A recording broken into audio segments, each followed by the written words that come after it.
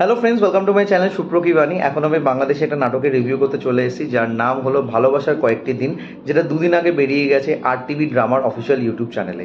এবং এটা কিন্তু ঈদ স্পেশাল একটি নাটক। না, ঈদ উপলক্ষে কিন্তু প্রচুর নাটক আসে বাংলাদেশি প্ল্যাটফর্ম থেকে। তার মধ্যে একটি নাটকের রিভিউ কিন্তু অলরেডি আমার চ্যানেলে অ্যাভেলেবেল আছে, তোমরা কি চেক আউট করে আসতে পারো। এবং তোমাদেরকেও আমি বলেছিলাম, যদি তোমাদের কোনো নাটক ভালো লেগে থাকে তোমরা প্লিজ কমেন্ট করে জানাবে।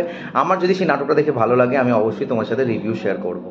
তো এই নাটকটির ডিরেক্টর হচ্ছে SR মজুমদার। এখানে লিড কাস্টে আছে জিওল ফারুক, অপূর্ব, সাফা কবির সহ আরও অনেকে। তো কেমন লাগলো এই নাটকটাই সব কিছু তোমার সাথে শেয়ার করছি। So why are we waiting for, let's start with the video. তো এই নাটকটির গল্পটা বলার আগে আমি বলে দিই, এই নাটকটার সব থেকে ভালো জিনিস হচ্ছে এই গল্পটাকে যেইভাবে প্রেজেন্ট করা হয়েছে সেই জিনিসটা আমার প্রচণ্ডভাবে ভালো লেগেছে।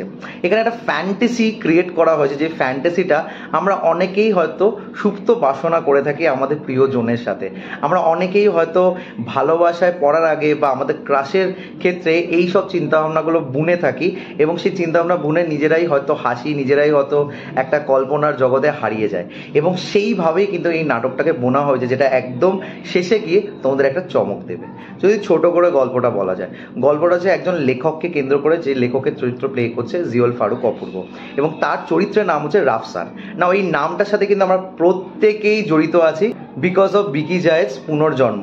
রাফসান হক যে চরিত্রটা প্লে করেছে আফরান নিশো, সেই ভয়াবহ চরিত্রটা কিন্তু এই চরিত্রটা একদমই আলাদা।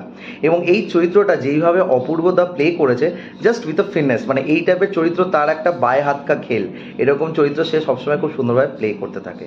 নাও সে একটা জায়গা থেকে ইনভিটেশন পায় যেখানে তাকে অ্যাটেন্ড করতে হবে, এবং সেখানে তার ক্রাশ যে একজন গায়িকা, যে চরিত্রটা প্লে করছে সাফা কবির, সেও প্রেজেন্ট থাকবে। তো সেইখানে যেতে গিয়ে তার যে চিন্তাধারা এবং তার যেভাবে প্রিপারেশন, সেই নিয়ে গল্পটা শুরু হয়। তারপর কি হয়, তার সাথে পরিচয় হওয়ার পর কীরকম গল্প বোনা হয়, তাদের ডেস্টিনিতে কি লেখা আছে, এই সব কিছু বিষয় জানতে গেলে তোমাদের এই নাটকটি দেখতে হবে। না, নাটকের প্রথম থেকে শেষ অবধি একটা অদ্ভুত গ্রাফ যায়। প্রথম থেকে যেভাবে নাটকটা শুরু হয়, তারপর মিডলে গিয়ে যেই সব জিনিসপত্রগুলো দেখানো হয়, সেগুলো কিন্তু অবশ্যই একটা বাবল ফিলিং ক্রিয়েট করবে তোমার মনের মধ্যে, এবং তোমাদের কিন্তু এই দুটো চরিত্রের প্রতি অবশ্যই একটা ভালোবাসা তৈরি হবে। এবং যেই যেই মুহূর্তগুলো এখানে দেখানো হয়েছে, প্রত্যেকটা মুহূর্ত কিন্তু আমার বেশ ভালো লেগেছে। তবে এন্ডিংয়ে গিয়ে যেইভাবে গল্পটা একটা টার্ন নেয়, সেই টার্নটা কিন্তু অবশ্যই তোমাদের ওই হয় না যে আমরা স্বপ্ন দেখি, স্বপ্ন দেখার পর হঠাৎ করে ঘুম ভেঙে যায়, সেরকম একটা ভাব আসে, এবং তখন গিয়ে অল্প হলেও মনটা খারাপ হয়। তবে একদম লাস্টে গিয়ে একটা জায়গায় এমন দেখানো হয় যেখান থেকে আমরা আবার একটা চিন্তাধারা রাখতে পারি যে হয়তো গল্পটা এইভাবেই আবার এগোবে।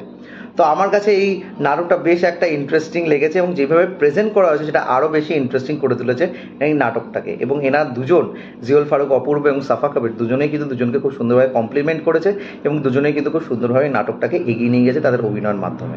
তো তোমরা যদি নাটকটা দেখে থাকো প্লিজ কমেন্ট করে জানিও তোমাদের কেমন নাটকটা লেগেছে। আর আমার যদি রিভিউটা ভালো লেগে থাকে, don't forget to like, share and subscribe my channel. আমার সাথে জুড়ে থাকার জন্য আমাকে ইনস্টাগ্রামে ফলো করতে হবে। ইনস্টাগ্রাম হ্যান্ডেল হলো সুপ্র09bit2। আই রিপিট, সুপ্র09bit2। Till then, stay tuned.